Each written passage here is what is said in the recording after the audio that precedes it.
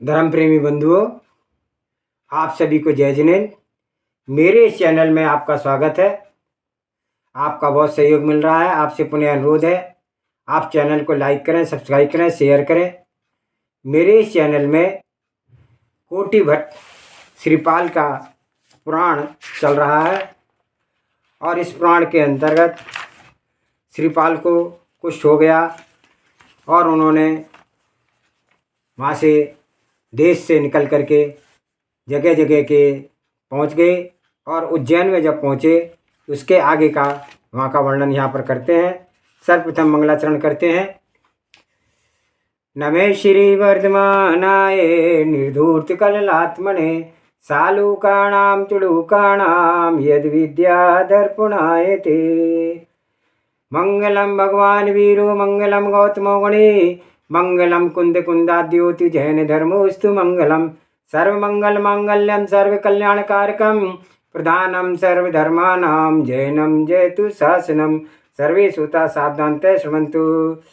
तो मैना सुंदरी का वर्णन चल रहा आएगा।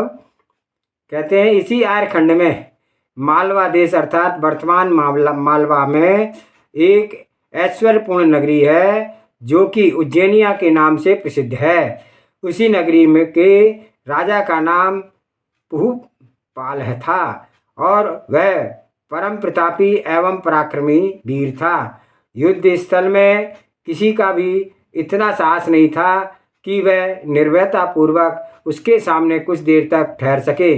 वह राजा पुहुपाल प्रजापालन में सर्वदेव दत्त चित्त रहता था और उसके नगर में कुबेर जैसी धनपति निवास करते थे एवं प्रजावर्ग में अनेक श्रेष्ठ विद्वान भी थे।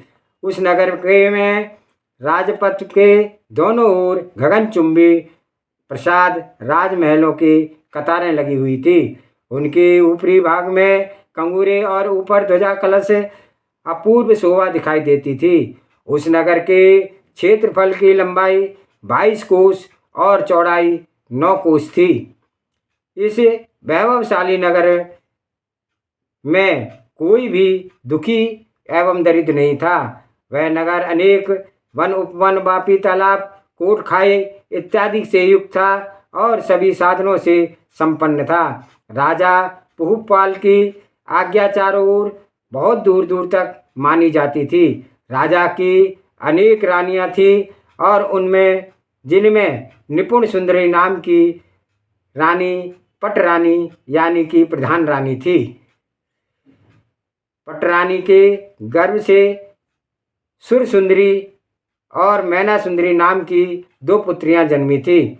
उन दोनों में बड़ी कन्या सुरसुंदरी रूपवती थी और साथ ही साथ संसारिक विषय सुखों के आसक्त रहने वाली भी थी। परंतु दूसरी कन्या मैना सुंदरी में जैसा उत्तम रूप था वैसा ही उत्तम गुण भी थे और वह विवेकशील भी थी और जैन धर्म में श्रद्धान एवं भक्ति पूर्वक लवलीन रहा करती थी। उसके चित्त वृत्ति कोमल थी और हृदय दया से परिपूर्ण था। वह सत्य वचन के बोलती थी और इसलिए सभी को वह प्रिय लगती थी। एक दिन राजा की रानी से परामर्श कराए दोनों कन्याओं के विवाह पढ़ने के लिए निश्चय किया। निदान एक दिन राजा ने पहले सुरसुंदरी को बुलवाया तथा पूछा, बेटी तुम किस गुरु के से पढ़ना चाहती हो? इस प्रश्न में उत्तर में ज्येष्ठा कन्या ने निवेदन किया कि मैं तो शैव गुरु से ही पढ़ना चाहती हूँ। शीघ्र गुरु को बुलवाया गया और परिपूर्ण रूप से संतुष्ट करने के बाद सुंदरी को शैव गुरु के संरक्षण में पढ़ने के लिए छोड़ दिया गया। इसके बाद उस शैव गुरु ब्राह्मण ने राजा को शुभ आशीर्वाद प्रदान किया तथा कन्या को अपने साथ लेकर के घर वापस आ गया। सुरसुंदरी ने को अपने घर ला करके अनेक प्रकार की कलाएं एवं अन्याय चातुर्यपूर्ण विद्याएं उसको बतलाई। फिर किसी प्रकार जब राजा ने द्वितीय पुत्री से प्रसन्न किया एवं उसकी रुचि जाननी चाहिए। तब मैना सुंदरी ने उत्तर दिया, मैं चैत्यालय में जाऊंगी तथा वहीं जिन गुरु के पास रहकर ही विद्या पढ़ूंगी। इसके उत्तर को सुनकर के माता पिता सन्न हो गए। बाद में 8 प्रकार के मांगलिक द्रव्यों माता पिता प्रसन्न हुए और बाद में अष्टद्रव्य से मांगलिक द्रव्यों तथा कन्या को साथ लेकर के दोनों पति पत्नी चैत्यालय में गए। वहाँ जा कर के पहले तो अष्टद्रव्य से प्रभु की पूजा की, फिर गुरु को नमस्कार किया और धर्म वृद्धि का आशीर्वाद पा करके राजा रानी ने कृतांजलि होकर के विनय की कि प्रभु, इस बालिका की स्वाभाविक इच्छा है कि आप इसे विद्या दान करें। आशा है आप इसकी इच्छा को पूर्ण करेंगे। दया करके इसके विद्या दान कीजिए। इसके बाद मैना सुंदरी ने भी नतमस्तक होकर के नमस्कार किया तथा हाथ जोड़ करके कहने लगी, करुणा सिंधु, आप हम पर कृपा कीजिए एवं विद्या दान दीजिए। इतनी बात को सुनकर के मुनि ने कहा, इस बालिका को आरिका के पास ले जाओ तथा वहीं पढ़ने के लिए छोड़ दो। मुनीश्वर की आज्ञा को सुनकर के राजा ने बालिका को आरिका के पास छोड़ दिया एवं स्वयं रानी के साथ अपने राजप्रसाद में वापस लौट आया।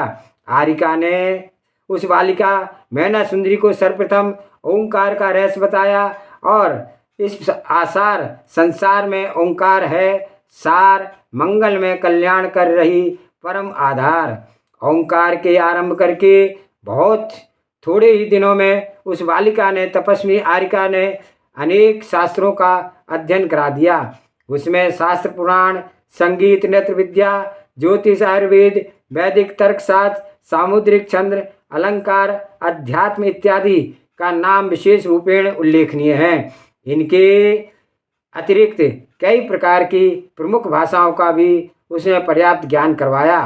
जब राजकुमारी मैना सुंदरी संपूर्ण कलाओं से परिपूर्ण निपुण हो गई, तब मुनीश्वर के पास जाकर के शुद्ध ध्यान, 16 कारण, 10 लक्षण धर्म तथा रत्नत्रय व्रत एवं धर्म के वास्तविक स्वरूप तथा रहस्य को उसने समझा और इस प्रकार संपूर्ण विद्या अध्ययन करके श्री जिनेन्द्र प्रभु के श्रद्धा भक्ति पूर्वक उसने पूजा की एवं बाद में गुरु की आज्ञा लेकर के अपने घर लौट आई। वहाँ माता पिता एवं अन्य श्रेष्ठ जनों की का उचित आदर एवं सम्मान करती हुई वह शील रक्ष एवं तत्पर रह करके उच्च वंशीय कुलीन कन्या के अनुरूप अपना जीवन सुखपूर्वक व्यतीत करने लगी। उधर मैना सुंदरी की बड़ी बहन सुर सुंदरी, जो शैव गुरु के से पढ़ने के लिए गई थी, उसने भी वेद पुराण, ज्योतिष, वैदिक छंद, काव्य, संगीत इत्यादि अनेक विद्याएं को पढ़ लिया और मैना सुंदरी और सुर सुंदरी को समस्त विद्या में पारंगत श्रेष्ठ विदुषी जान करके शैव गुरु ब्राह्मण उसको वापस राजा के पास ले आया एवं आशीर्वाद देकर के कन्या को सौंप दिया। राजा ने भी ब्राह्मण शैव गुरु को उचित पारितोषिक देकर के संतुष्ट किया एवं आदरपूर्वक विदा कर दिया। एक दिन राजा अपने मंत्रियों के साथ बैठा हुआ था। राजमार्ग के विषय में विचार करके परामर्श कर रहा था। तब किसी कार्यवश बड़ी पुत्री सुर सुंदरी वहाँ आई और उसको पूर्ण यौवन अवस्था को देख करके राजा ने कन्या के विवाह के विषय में जिज्ञासा की तथा उसे मनोभिषित कर के संबंध में पूछा। कन्या ने आंखों को नीचा करके उत्तर दिया, पिताजी, विद्या, वैभव, रूप एवं यौवन दिक उत्तम ऐश्वर्य पुण्य योग से प्राप्त होते हैं। इन सब को आपके आशीर्वाद से मैंने प्राप्त कर लिया है। अब आपकी इच्छा के अनुसार विवाह करके गृहस्थ एवं मंगल कार्य में प्रवृत्त होना एवं संसारिक सुखों को प्राप्त करना आवश्यक है। आपने जो इच्छित कर वर की विषय में पूछा है, तो उनके विषय में मेरा नम्र निवेदन यही है कि कौशाम्बी नगरी के राजा का पुत्र हरिवाहन विद्या में बुद्धि बल एवं अन्य गुणों से युक्त है। इसके लिए मुझे वही वर स्वीकार है। राजा ने पुत्री की बात को सुनकर के इच्छित वर हरिवाहन के साथ अत्यंत उमंग एवं उत्साहपूर्वक विवाह कर दिया। इसके बाद एक दिन छोटी कन्या मैना सुंदरी से भी चैत्यालय में कहा कि आओ बेटी आओ, तथा बैठने का संकेत किया। मैना सुंदरी नम्रतापूर्वक गंधोदक को राजा के सामने रख दिया एवं फिर उचित स्थान पर बैठ गई। गंधोदक को देख करके राजा पूछा, बेटी यह क्या है? कन्या ने उत्तर दिया, पिताजी यह गंधोदक है, यह जिनेंद्र भगवान का अभिषेक नवन का जल है। यदि इस गंधोदक को शरीर पर लगाया जाए तो अनेक महाव्याधियां दूर हो जाती हैं। कुष्ठ, कद्दू, द्रुद, कुंडू, खुजली इत्यादि सभी रोग नष्ट हो जाते हैं। यह कैसा भी सड़ा गला एवं दुर्गंधित शरीर क्यों ना हो, इसे गंधोदक के लगाने से वह स्वर्ण के समान सदृश चमकीला हो जाता है, सुगंधित एवं निर्मल हो जाता है। इसलिए इसको सूर्य, नर एवं विद्याधर आदि सभी भक्ति पूर्वक अपने मस्तक पर चढ़ाते हैं तथा इसके मिलने पर कृतकृत होकर के अपने को सौभाग्यवान समझते हैं। श्री तीर्थंकर देव के जन्मोत्सव उपरांत इंद्र इत्यादि देवेंद्र प्रभु को सुमेरु पर्वत पर ले जा करके तथा वहाँ पर 1008 कलशों से प्रभु का अभिषेक करते हैं और अभिषेक का जल इतना अधिक होता है कि नदी बह जाती है, परंतु परम भक्ति एवं श्रद्धा पूर्वक सूर्य, नर, विद्याधर प्रवृत्ति अपने मस्तकों पर इतनी उस नदी के जल को लगाते हैं तथा इतना अधिक लगाते हैं कि नदी का जल एकदम सूख जाता है। और इसकी इतनी अधिक महत्ता है कि यह गंधोदक को पाने के लिए लोग बहुत अधिक लालायित रहते हैं। सारांश यह है कि इस गंधोदक से सकल मनोकामनाएं पूर्ण हो जाती है। इसलिए आप भी इस गंधोदक को सम्मान कीजिए, आप इसे अपने मस्तक पर लगाइए। मैना सुंदरी की बात सुनकर के राजा प्रभावित हुए और उन्होंने प्रसन्नतापूर्वक गंधोदक को मस्तक पर लगाया। अपनी पुत्री मैना सुंदरी के भक्ति से युक्त देख करके राजा के मन में प्रसन्न हुआ तथा स्नेह वात्सल्य करके उसने मस्तक को चूमा और बाद में उसकी परीक्षा लेने के लिए अभिप्राय से राजा ने कहा, बेटी पुण्य क्या है एवं वह पुण्य किस प्रकार प्राप्त होता है? तो मैना सुंदरी ने कहा, पिताजी अनंत देव दया प्रधान धर्म एवं निर्गंत गुरु की सेवा से ही पुण्य का बंध होता है और इसकी सम्यक सेवा ही क्रम से मोक्ष पदवी को प्राप्त किया जा सकता है। अपनी पुत्री मैना सुंदरी के द्वारा प्रश्न का उचित उत्तर पा करके राजा अत्यंत प्रसन्न हुआ और बिना किसी विचार के ही उसने कहा, बेटी तुम्हें अपनी इच्छा के अनुसार कोई भी वर अभिष्ट हो हमसे कहो। तुम्हारी बड़ी बहन सुर सुंदरी समान तुम्हारा विवाह भी इच्छा अनुसार वर से होगा। पिता की इस बात को सुनकर के मैना सुंदरी स्तब्ध रह गई तथा उसने हृदय पर एक कठोर आघात सा हुआ और वह एकदम चुप रही। उसके मुख से कोई भी बात नहीं निकली और वह मन ही मन विचार रही थी कि पिताजी ने ऐसी बात क्यों कही है। क्या कुलीन कन्याएं स्वेच्छापूर्वक वर का पसंद करती फिरती हैं? सुशीला कन्याओं के लिए ऐसा करना या संबंध अपने अभिभावकों से कुछ कहना लज्जाजनक बात है। जिसने कि जिनेंद्र देव का वास्तविक स्वरूप में ही नहीं पहचाना है तथा निर्गंत गुरु एवं दया में धर्म को नहीं जाना है, उसकी आस्था ऐसी होती है। 10 लक्षण एवं रत्नत्रय को बिना अच्छी तरह जाने उचित अनुचित विवेचन शक्ति नहीं हो पाती है। इस प्रकार वह अपने ही मन में विचार करती हुई निर्मेष नेत्रों से पृथ्वी को देखती रही। फिर भी राजा उसके आंतरिक भाव को नहीं समझ सका तथा पुनः बोला, पुत्री इसमें लजाने की कोई बात नहीं है। जो तुमने अपने मन में निश्चय किया है उसे निसंकोच भाव से कह दो।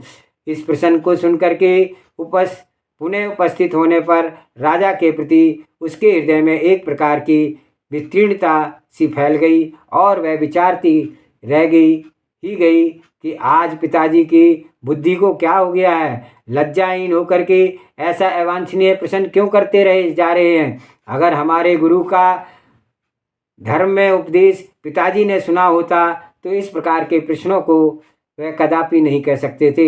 उसके वचन को बहुत कटु मालूम पड़ रहे थे और उसने जब देखा कि बिना कुछ उत्तर दिए काम नहीं चलने वाला, तब विवश होकर के कहना आरंभ किया, पिताजी आपको क्या समुचित सचमुच यह मालूम नहीं है कि कुलीन एवं शीलव्रती कन्याएं अपने मुख से किसी अभिष्ट वर की याचना कदापि नहीं करती हैं। उनके अभिभावक माता पिता बंधु बांधव स्वजन एवं श्रेष्ठ जन जिस प्रकार को योग्य जान करके उसके साथ विवाह कर देते हैं, वही उसके लिए श्रेष्ठ वर होता है। चाहे वह अंधा हो, लूला हो, लंगड़ा हो, काना हो, बहरा हो, कोढ़ी हो, रोगी हो या वृद्ध हो, वही कुलीन कन्याओं का देवता और कामदेव के समान सुंदर होता है। मूर्ख या पंडित, राजा या रंक, कुरूप या सुंदर, निर्दय क्रूर या कृपालु बलवान या दुर्बल बुद्धिमान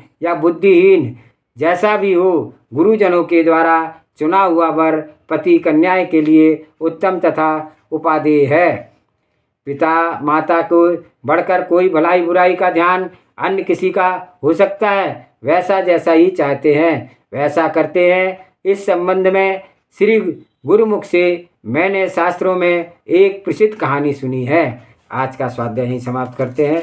जावानी के ज्ञान से सूझे लोकालोक, सो वाणी मस्तक नमो सदा देत हूँ दो। ये जिन वाणी भारती तो हे जपूं दिन रैन, जो तेरी शरणागे सो पावे सुख चैन। देव भजो अरिहंत को गुरु सेवा निर्गंत, दया धर्म पालो सदा यही मोक्ष का पंथ। 9 बार नमोकार मंत्र।